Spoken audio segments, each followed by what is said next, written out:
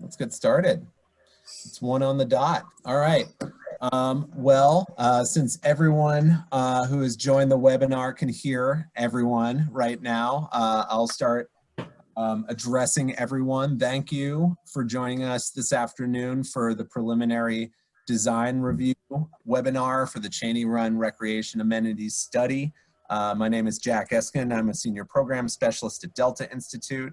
And we have been working alongside the Sanitary District of Michigan City and V3 companies on completion of this recreation amenities study for the Cheney Run and Carwick site areas. We'll be sort of using this as an opportunity to brief the group on essentially the midway point in the project's design and feasibility study. So we'll be sort of taking you through the status of the project currently, the status of the design, the outcomes and the outputs of all the public engagement, and where the work is going to go after that. So we'll be getting into all this work, but first I'd like to pivot over to our partner, Michael Kuss at the Michigan City Sanitary District, just to welcome you all today to today's webinar. And sort of couch where this study sits in the larger slate of projects and priorities happening in Michigan City right now. All right, thank you, Jack. First, I'd like to thank the Delta Institute for all their hard work and also V3 for all their work on this design. It's been really enjoyable working with both of you, with the teams from both of those. As far as the sanitary district is concerned, there's many people that I could thank that have worked hard on this project, but probably none more than Steve Stanford, especially as concerned with the Carwick site. He's done so much work out there, and it's coming along very well.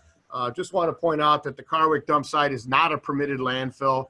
Dumping occurred there in the 50s, 60s, and 70s, and in the late 90s and early 2000s, the city of Michigan City began transforming the site. Working with IDEM on a remediation plan and by securing insurance money from past insurers, the sanitary district was able to obtain over $2 million for remediation. The project is nearly complete. It's time to start looking for final amenities. The Cheney Run Stormwater Project has been on our radar screen since probably 2012. It's born out of efforts from the Trail Creek Watershed Partnership. And after seeing the site for the first time in 2012, I said to myself, why not construct a stormwater wetland treatment system here? The project's located on the east side of Trail Creek. It can be linked by the existing pedestrian bridge and provides a broader opportunity for trails, recreational opportunities, and educational experiences. The sanitary district wanted to initiate this recreational amenities project now during the final construction phases of these projects in an effort to best enhance the final product. I'd like to thank everyone for attending, and we look forward to receiving your feedback as we move through this presentation. That's all I had. Thank you. All right, so on today's agenda, we'll just be doing a quick review of the project's funding, its overall purpose, going into a little bit more detail of the context Michael was describing, talk about the timeline of accomplishments that have been completed thus far and what lays forward for the project after today. We'll go into the specifics of the preliminary design review and what some of the results were of the public engagement process, the preliminary design master plan, talk about generally speaking, how some of these improvements will be phased in, discuss specifically what's left for the project after the end of April, and then we'll conclude with a question and answer period. So a good thing to highlight to the group right now is that if you have questions that you would like to have answered by the project team at the end of this webinar, please put those in the Q&A box that can be accessed at the bottom of your Zoom screen. You can also submit them through the chat box, and we will organize them at the end and address them all then. If there are questions that we don't get around to by the completion of this webinar by 2 p.m. Central, we will follow up with everyone after the webinar meeting on responses, in addition to just having a summary of responses to all the questions that were answered over the webinar. And we'll do our best, to the best of our abilities, to answer everything today. I'll also sort of highlight that this recorded webinar will be made available on the Sanitary District's Facebook page and will be available on the city's website. And this is going to cap off what will be a final round of sort of feedback and input from local stakeholders between now and May 6th. Then we'll go into more detail of how to sort of submit that feedback. But all that is to say, if you have questions that you'd like to have answered throughout the presentation, please submit them to us in chat or in Q&A, and we'll sort of address everything at the end. And the last piece that I just wanted to sort of highlight, you know, as with a lot of our meetings and convenings and conferences right now in this new world of COVID-19, we are testing out doing this webinar completely remotely. None of us are in the same room, or at least I don't believe so. And so if there are any technical difficulties that arise from that, we just request a little bit of patience. Everything will absolutely be back on track. If any issues come up, there will be plenty of redundancy, you know, with who's on the call and, you know, administering this webinar. So with all that said, thank you for joining us today, and we will move into the actual content of the webinar. So once again, this project is funded through a generous grant from the Indiana Department of Natural Resources Lake Michigan Coastal Program, with funding provided by the National Oceanic and Atmospheric Administration, and matching funding from the City of Michigan City. The overall project purpose, many of you are well aware of it, but it's to plan and design publicly accessible recreation amenities for the 2 adjoining sites of the Cheney Run Wetland Project area and the Carwick Dump Site area into an overall nature park facility, you know, with sorts of amenities including fishing access sites, ADA and universally accessible trail facilities and pedestrian facilities, signage that supports education and an interactive experience around nature, and any other key amenities identified by local stakeholders and residents. Also, it's important to highlight that this is going to be intended to be a real sort of asset that supports the expanding network of regional trails that are being constructed throughout Northwest Indiana and Michigan City. So much like Michael was talking about, these recreational improvements are really intended to lift up and leverage a lot of very significant environmental improvement projects that are happening in the overall site, and have really occurred, you know, in thanks to work over the last decade, but particularly in the last few years. Trail Creek bifurcates this project site, and to the east end, you have the Carwick Dump Site, which is a retired former landfill site that's been closed since 1971, and remediation work is essentially began last year and is being wrapped up on a variety of fronts this year. And then you have the Cheney Run Wetland Project area, which is mid-process right now and is involving the enhancement and restoration of 9.5 acres of wetlands on site, as well as the construction of a stormwater treatment area that essentially captures and treats 37.5 million gallons of stormwater annually from a separated storm sewer system before it enters into Trail Creek and into the Lake Michigan basin and the Great Lakes basin. And so, you know, a great thing to sort of highlight about this overall general project area is you have varied and substantial environmental improvements that are happening on site, both in terms of remediating soil, both in terms of treating stormwater, both in terms of habitat restoration. And so creating recreational amenities and a trail system throughout this site really is an opportunity to connect residents and stakeholders back with not just nature, but nature that has been restored and improved and should be highlighted. So these projects, their implementation phase, which includes a lot of the preliminary design work, date primarily back to 2017, particularly around the securitization of a lot of the key grant sources that have funded the work. Remediation, grading, cap work have been completed on the Carwick dump site on the east end of the project area earlier this year in January, and an ambitious tree planting program is planned to be completed spring 2020.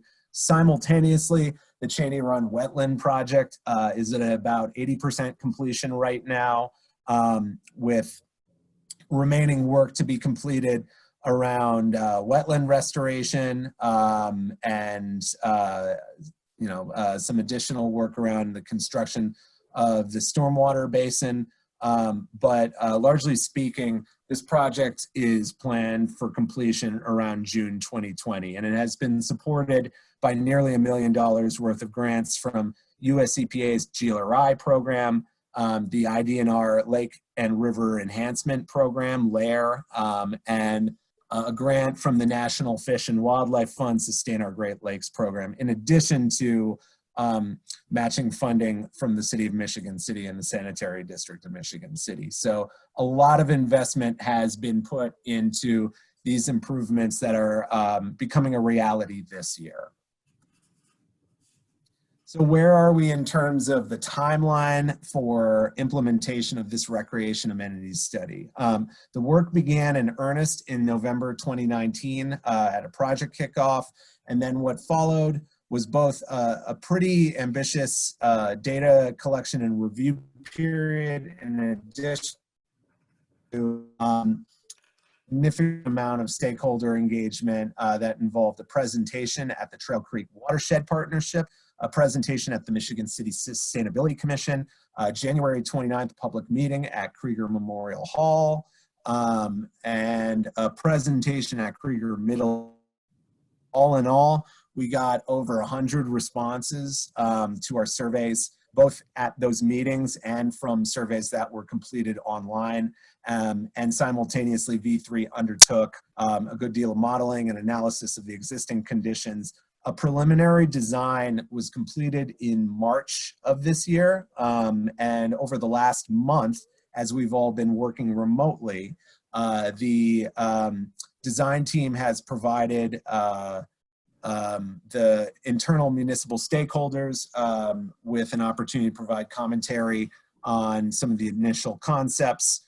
We are now bringing it to everyone on this call. Many of you have participated in our residential engagement team to provide one final last round of feedback on the concepts that you see in front of you today, which will lead towards the completion of a final design period, which will run through May, through June, and set to be wrapped up in July. Simultaneously, we will be reaching out to different permitting agencies that we may need to secure permits from for certain construction-related activities. The hope is to have those permits secured by the middle of the summer, but in the event that it takes a little bit longer, that work might continue through November, but at the very least, the full design and feasibility study document will be completed along with specifications, opinions of probable cost,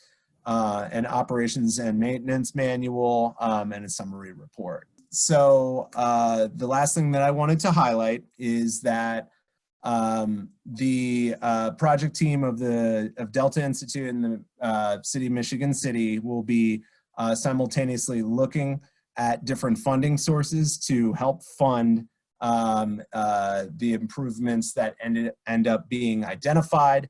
at the end of this process, and having that relate back to plans around what the city can provide for and maintain with existing municipal resources, in addition to what the city can support through its ability to match or not match. So all of that will be identified in this last phase of the project. Now we can pivot to the results of the public engagement period. Riley, if you could forward it. All right, so I will pivot over to my colleague, Sarah Evans at V3 Companies, to talk about the public engagement period and what were some of the key outcomes and outputs of that, as well as the preliminary design master plan. Thanks, Jack. Hey, everyone. My name is Sarah Evans. As Jack mentioned, I'm with V3 Companies. I'm a landscape architect, and I'm also the project manager for this project.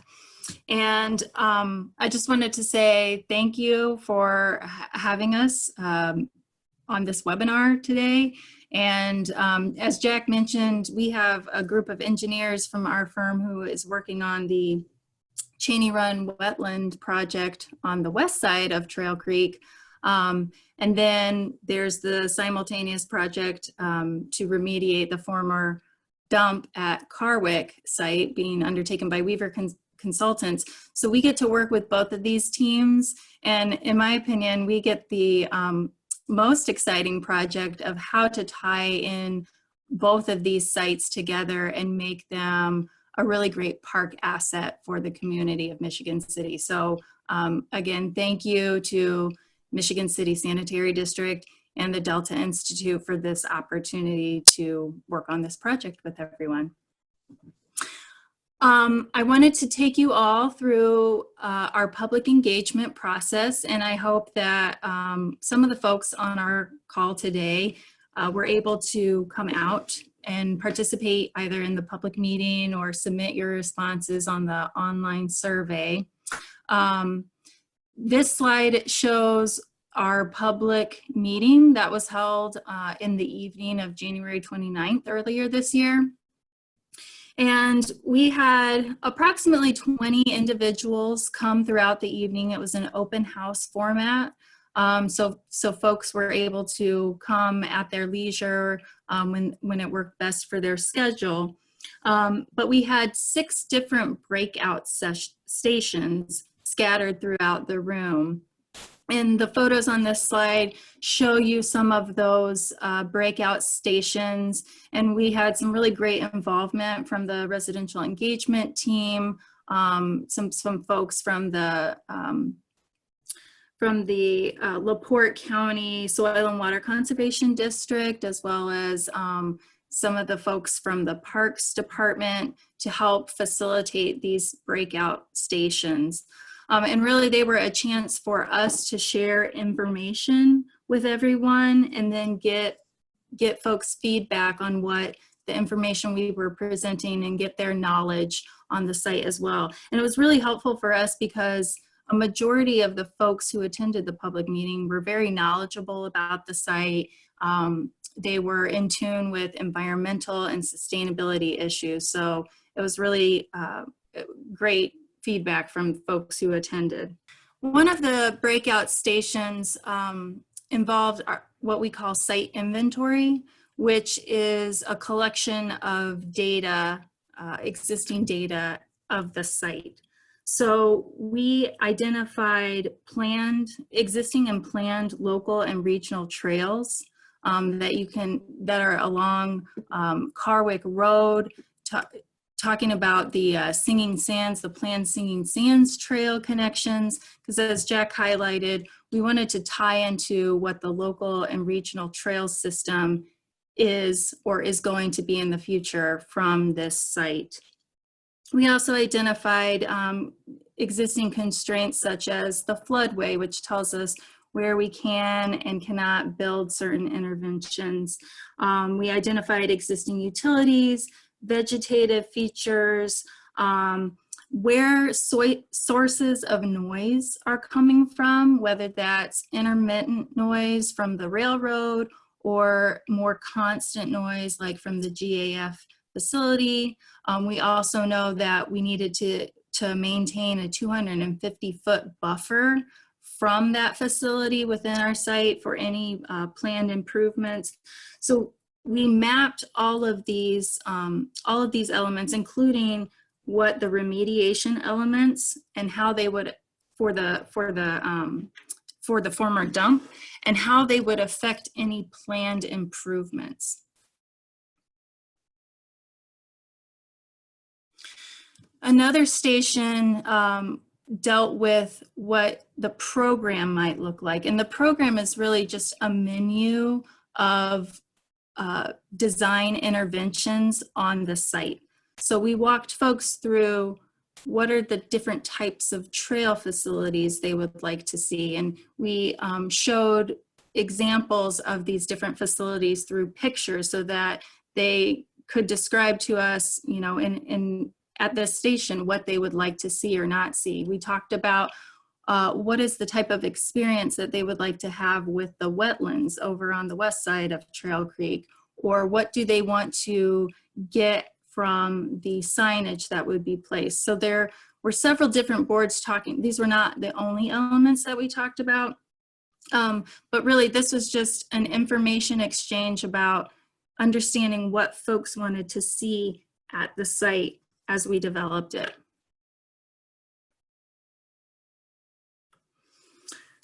Another station was this survey that Jack talked about. So at our public meeting, we had a real-time survey where we were asking folks to complete the survey, but then we also conducted the survey online for a period of 2 weeks after our public meeting. All in all, from the public meeting and the online survey period, we had a total of 38 responses.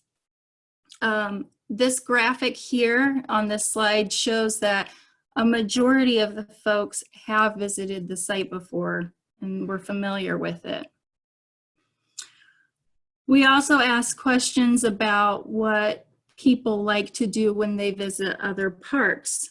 A majority of the responses, as you may be able to see from this slide, indicate that people really enjoy more natural and passive activities from the survey responses, such as hiking or wildlife viewing, fishing, walking with their dogs, outdoor education, those more passive activities. They like to do those at other parks, and that's what they would like to see here as well. And then we also asked people what they would like to use trails for. A majority responded that they would like to use trails for hiking and walking, as well as walking with their dog. Whereas conversely from the slide before, where I was showing that a lot of people enjoy fishing activities, people did not want to use trails as much for fishing. And one of the pieces that we learned from the public meeting was that there was a desire to use this site for fishing, but not necessarily from trails or marked locations. A lot of the fishermen that we spoke with really liked the ability to scout out their own locations, you know, kind of off the beaten path for fishing. So that was an important consideration. And then this last slide on the survey was asking people when they would like to use this, what time of the year they would use the site. And, you know, really the overwhelming response here is that a majority of people would use this site year round. So that's important for us in considering what different types of activities to include in our preliminary design master plan.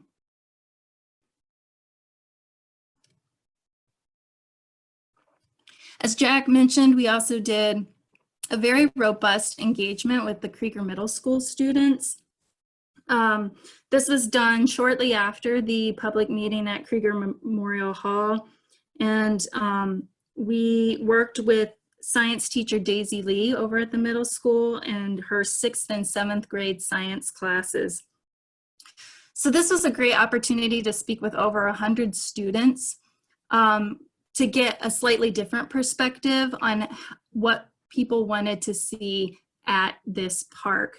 In generalizing, a lot of the attendees at our public meeting were an older generation, and so this allowed us the opportunity to talk with the youngsters in Michigan City and the people who, you know, we all want to retain in Michigan City and who can be the future stewards of the land. So it was a really great opportunity, and many thanks to Daisy Lee for working with us and accommodating us to come into the classroom and talk with your students.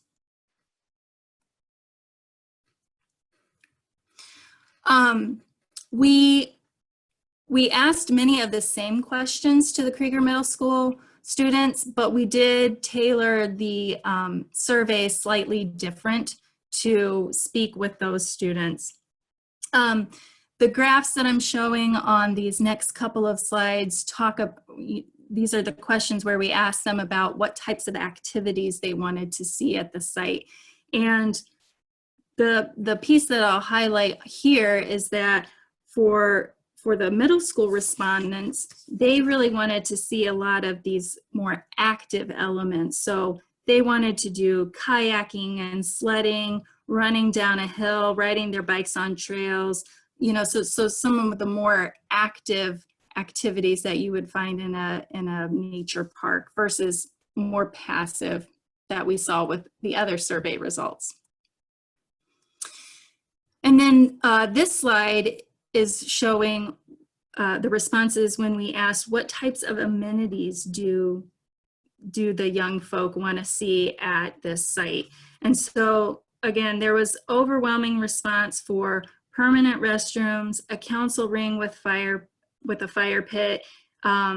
There was a desire for pet amenities like a drinking fountain with a pet bowl and play features. So again, a lot of amenities that lend themselves to more active recreation.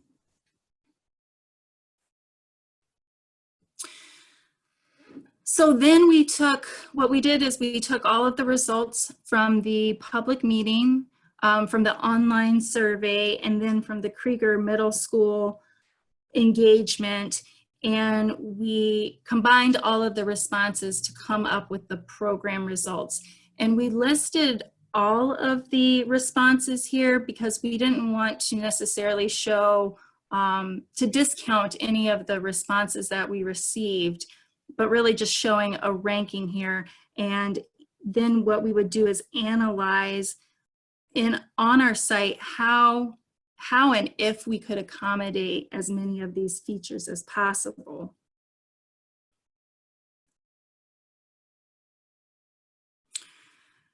And that leads us to the analysis portion of our design process, where we take that program, again, that's really just a menu of design interventions, and then we look at our site inventory, so all of those existing conditions, to help us determine where on the site would be the best location for a certain element, and if we can accommodate it as well.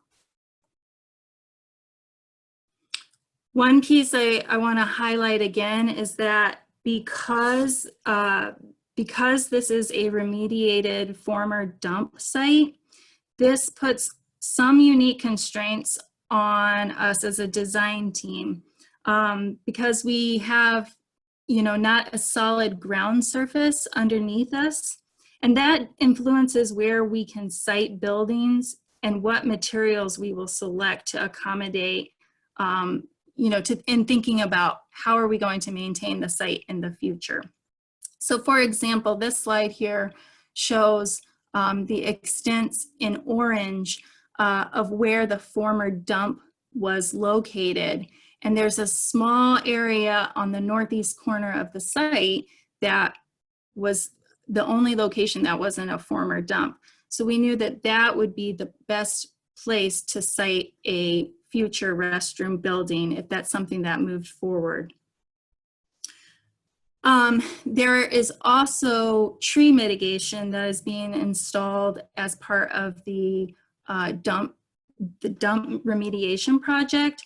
And so that's a piece that we need to take into account as we align trails throughout the site, so that we're not necessarily imposing any impacts for that permitting process.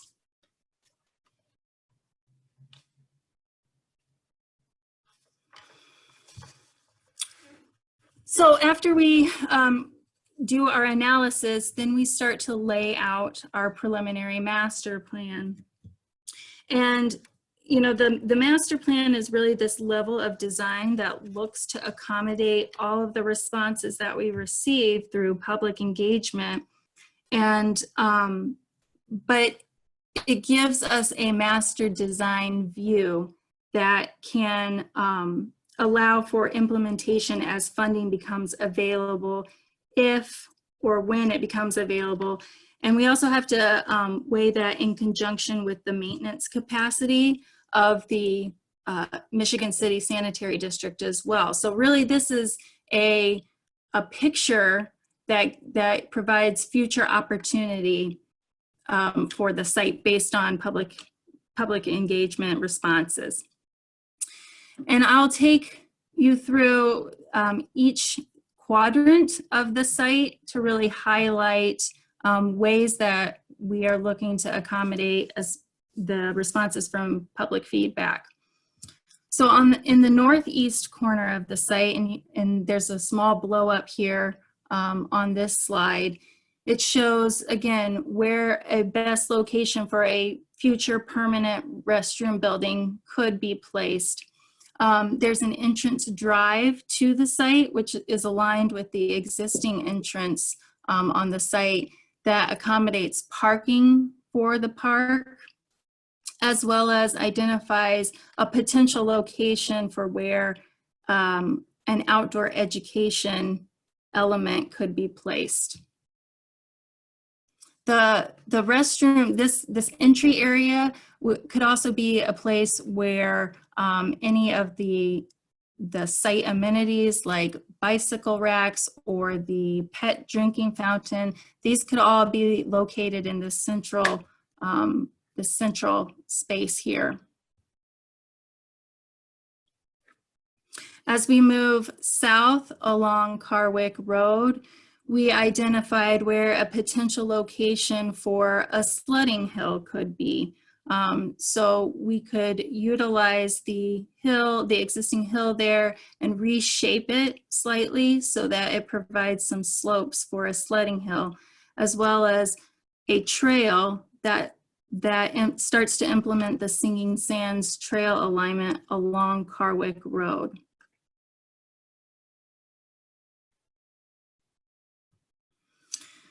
Moving over to the southwest corner of the site, the master plan identified where connections to that existing pedestrian bridge could be placed. And this is important because this is that connection piece between the Carwick side of the site and then the Cheney Run side of the site. So that's a critical connection piece right there. It also starts to tie in with proposed trails that would be placed along the creek side there, which allows for views to the creek, but then gives folks the opportunity to get off of the trail and do some of the fishing that they talked about that they would like to do.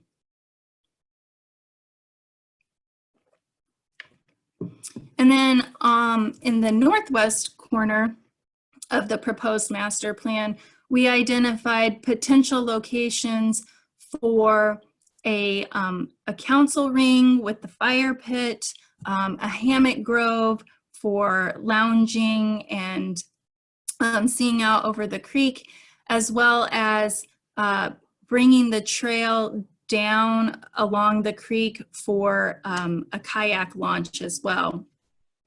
The kayak launch could be serviced by the drive that comes back to the lift station facility there. It's a maintenance road that would be used for that, as well as it could also serve as a kayak launch. So again, the preliminary master plan is really that that picture, that viewpoint, that where we incorporate all of the responses from the public engagement.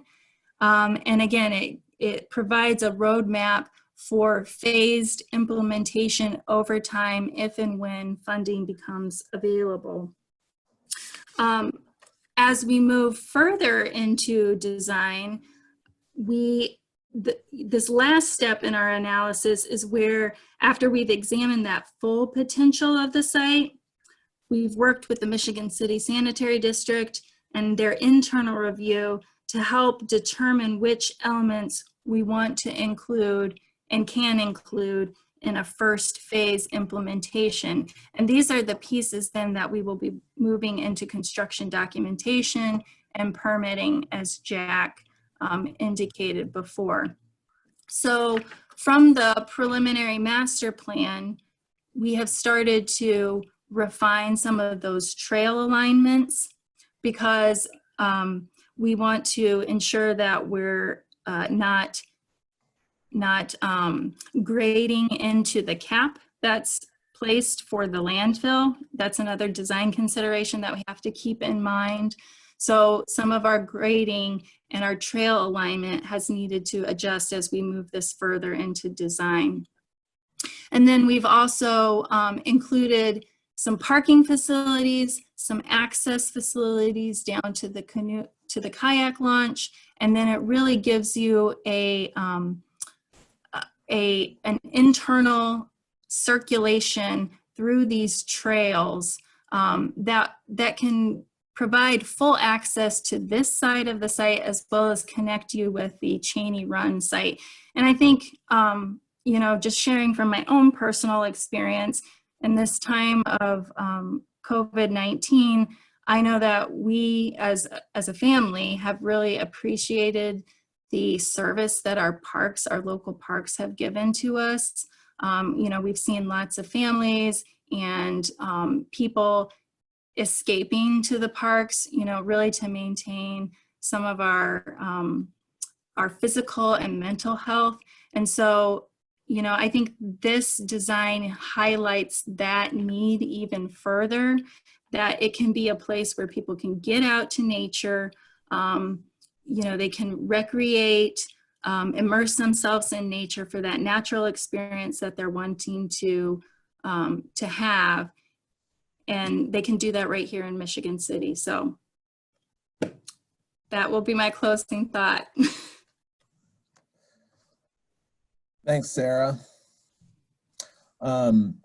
Something that, you know, we've iterated a little bit throughout this presentation already, but, you know, we'll continue, is that these improvements are going to be phased in over time, you know, supported by not only the capacity to construct them, but also the capacity to maintain them. And so in this sort of final phase of completing the feasibility study, the idea of what can be accomplished with existing resources versus what can be accomplished, you know, through a first round of grants, through what is the ultimate goal of what gets accomplished over, you know, a 5 to 10 year period. That's going to be the real focus of the project team. And, you know, as Michael had described, a lot of this work has even begun in earnest back in 2012. And so all that is to say that when you're developing an asset like this nature park that is this substantial and has, you know, this many considerations and components to it, you know, it not only takes a lot of work to sort of bring all the resources to the table to make it a reality, but you know, the systems and considerations that you put in place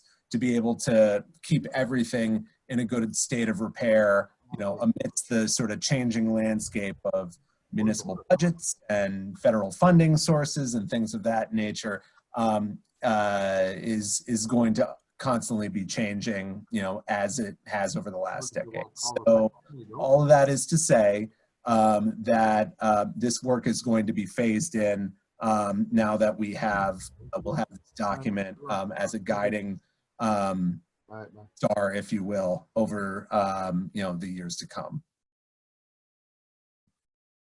All right. So just to reiterate, the final period of this project is going to be focused on taking all this final round of feedback that we gather from everyone, having that inform the final design.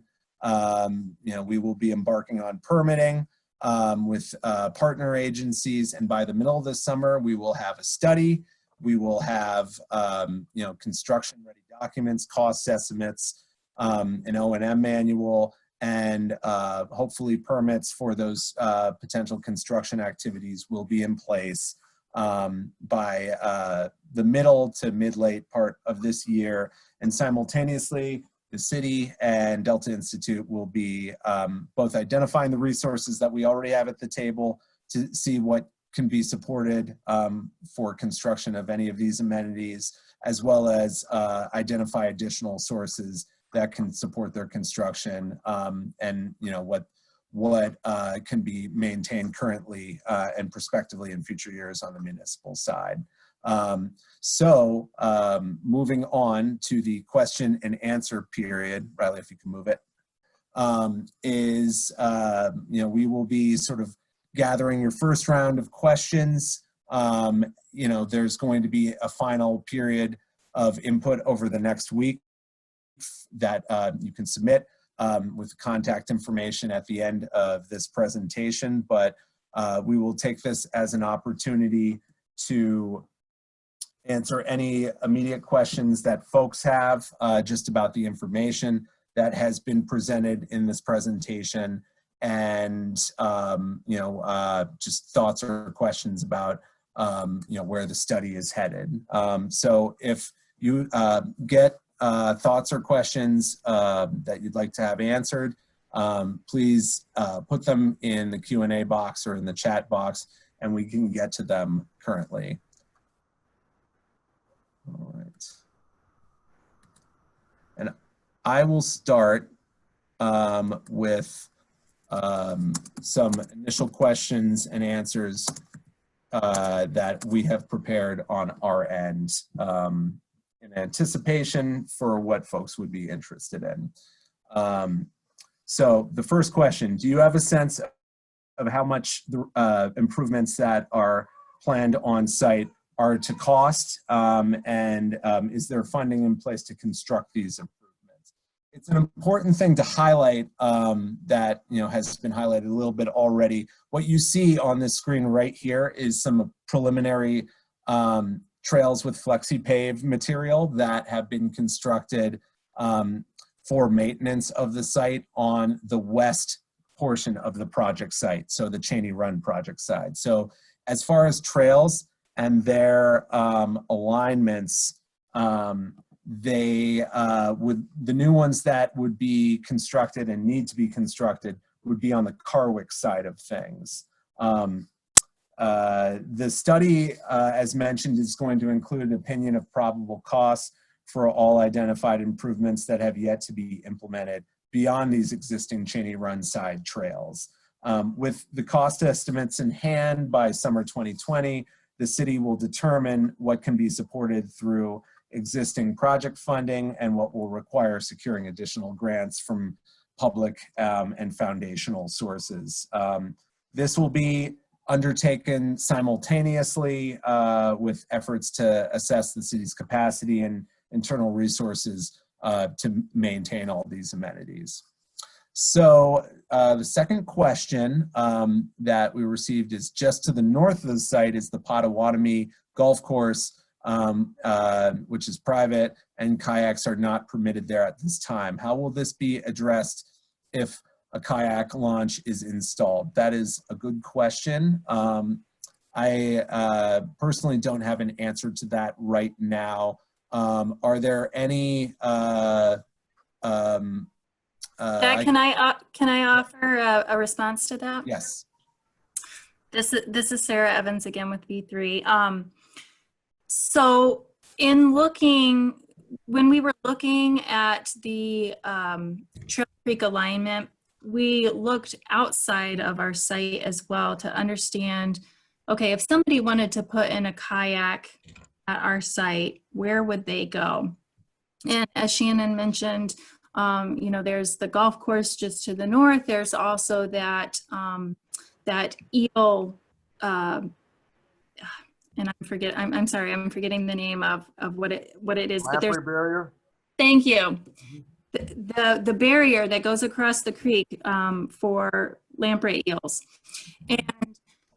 But when we looked south of the site, we noticed there's you know, miles of undisturbed waterway to the south, and there's a couple of launches along Trail Creek. So really, we see a lot of the kayaking activity could happen is somebody would put in south of this site and then float along the stream along Trail Creek, and then this would be more of a put out location.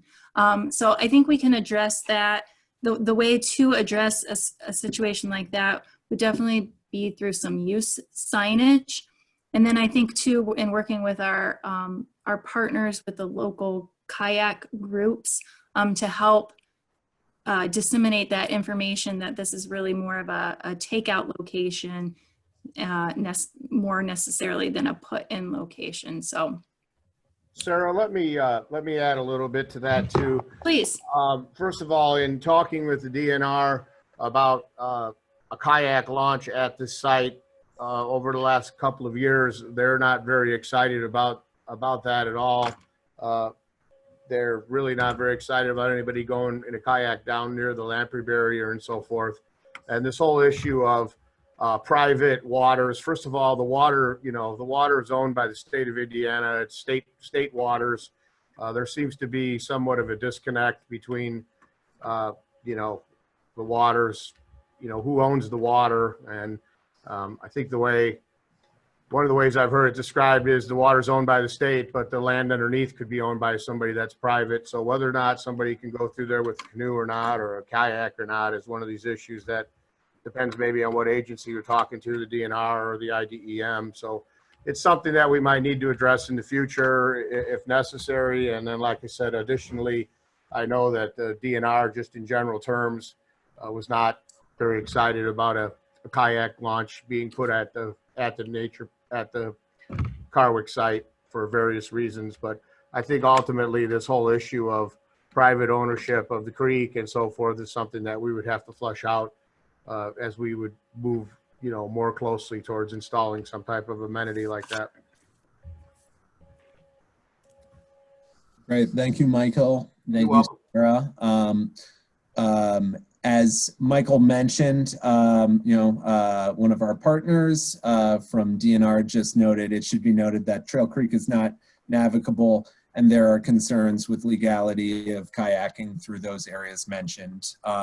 You know, so any sort of amenity or improvement that would be sort of considered for this location related to that would obviously sort of work within the constraints of what is legal and what is possible and what we should be encouraging folks to be doing because it's publicly accessible. So all of that will be factored in as the study runs towards completion. We got another question related to the potential amphitheater and grandstand in the preliminary master plan. The question is, I noticed that there was an amphitheater grandstand in one of the slides Sarah reviewed. Could you review the details of this amenity? Sarah, would you like to take that? Sure. So again, you know, as we develop the master plan, we are trying to address as much as of the feedback that we got through public engagement. And a lot of folks discuss this opportunity for outdoor education. We also know that this park is located in very close proximity to Krueger Middle School, and it could be a destination for the local school community to take field trips. And so in an effort to accommodate all of those elements, we've identified a potential location for where an outdoor classroom could be located. Now, you know, the details of that would need to be further explored because, as I mentioned, you know, that part of the site where would be underneath the former dump location. So it may not necessarily look like a structure per se, but could just be a gathering spot with seating that would be placed along that hillside there. And again, these would be future elements for us to investigate further. Great. That is the questions that we've received thus far. Additional questions we wanted to provide answers for. Is there a clear idea around what restrictions will be placed on accessing the site, whether it's around when the site will be open to the public in terms of hours, will dogs be able to access the site, things like that? And the answer is all final determinations around when residents can access the site and what activities can and cannot occur on the site will be made upon the completion of the study and full completion of the Cheney Run Wetland Project. These determinations will be informed by the survey responses gathered from the study process, but also on the needs from the municipal side to maintain public safety and a state of good repair of the trails facilities, which are still being assessed. So a lot of those assessments really are going to occur over the completion of this study period, and once the study is in hand, given the various considerations that the city has to consider when overseeing its public spaces and things of that nature on an ongoing basis. Another question. Does the city know what it will take to maintain a state of good repair for the site's amenities?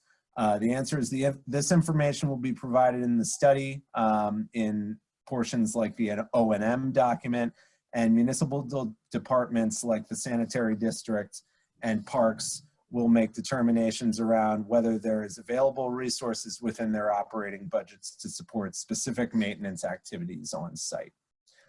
Another question that we have, what is the greatest challenge to implementing these improvements on site? As Sarah had mentioned, the greatest challenge in putting together this preliminary design has been working within the constraints of placing improvements on top of a remediated landfill. It's not a solid ground surface, which impacts the siting of buildings and selection of materials. It goes without saying that when you have a capped landfill, that some of the geotechnical concerns around load-bearing capacity start to become an issue, which impacts what sort of structures you can put on site. An additional question that we have is if fishing is to be allowed on a, quote, freelance basis, not along the paths, what plans are there to minimize the bank damage related to erosion, I'm sure. Sarah or Michael or Steve, would you like to take that one?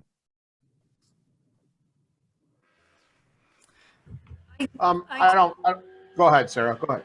Well, I was going to say that some of the where we have trails coming down to the bank area are in some of our flatter areas of the site. There are a few peninsula type points out to the Trail Creek. And so we're hoping that folks will take advantage of some of those flatter areas. But then I know that there is, as part of the remediation project, the cap that has been placed, or the shore socks material that has been placed on the former landfill is to provide some of that bank stabilization support as well. And Michael, I'm sure you would want to add to that. Hey, Michael, I'll jump in with one small thing. I recall big flat rocks being a popular idea for somewhere to stand while one is fishing.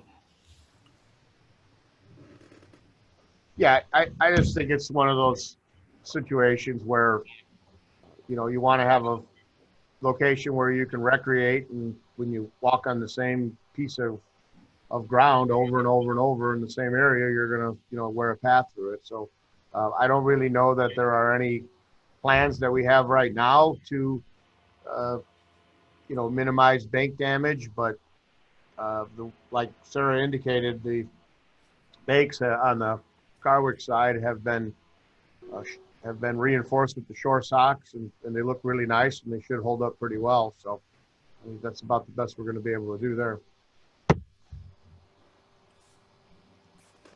Thanks, Michael and Steve and Sarah. An additional question we have regarding the fire ring: is open burning permitted in Michigan City? Any of our municipal partners?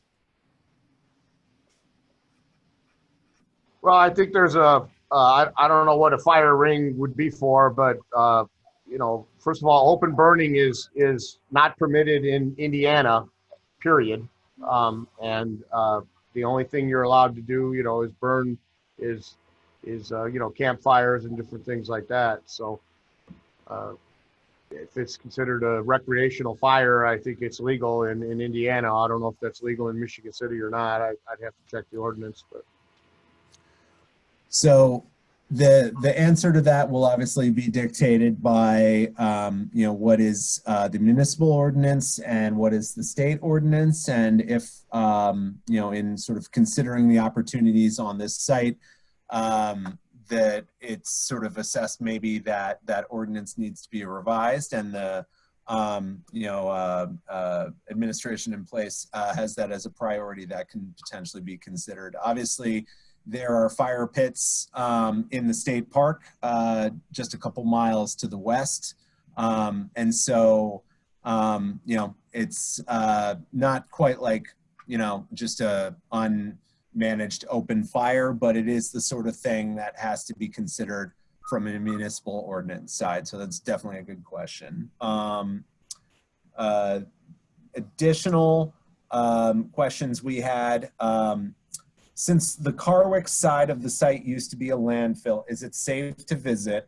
And are there any remaining impacts that it has on Trail Creek? You know, as Michael mentioned at the beginning of the presentation, the Carwick dump site, which operated for 5 years, was not sort of an official landfill handling hazardous waste or things of that nature in the 5 years that it operated.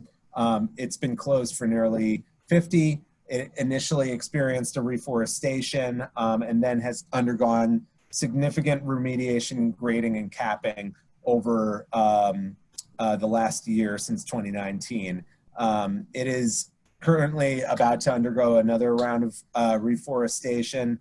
And you know, largely speaking, you know, what we can absolutely confirm through all that work is that the site is safely at the standard where it can be used for trail recreation.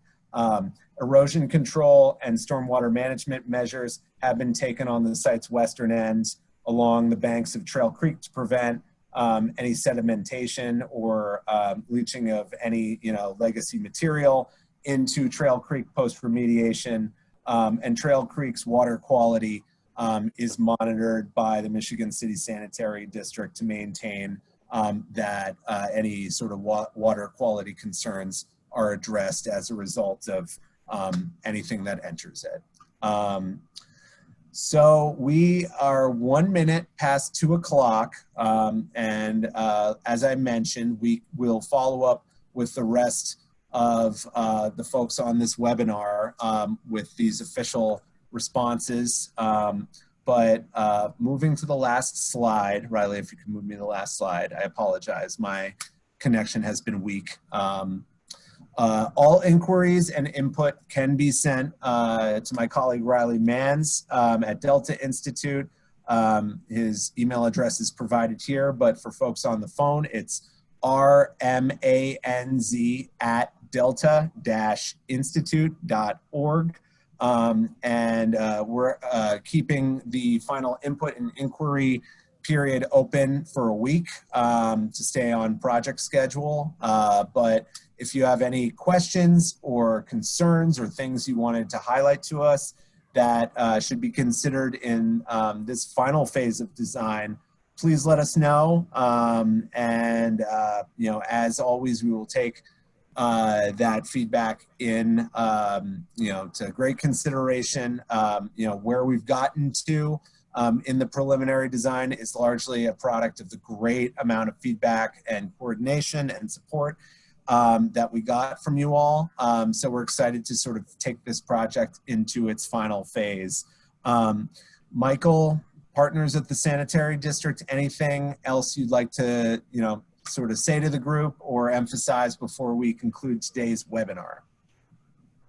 I would just like to again to thank you, Jack and Riley and Sarah, for all the hard work that you've done on this. And I'd also like to thank Mr. Stanford. He's done a nice job. And I'd like to thank everybody that participated in this webinar and that came to the outreach events.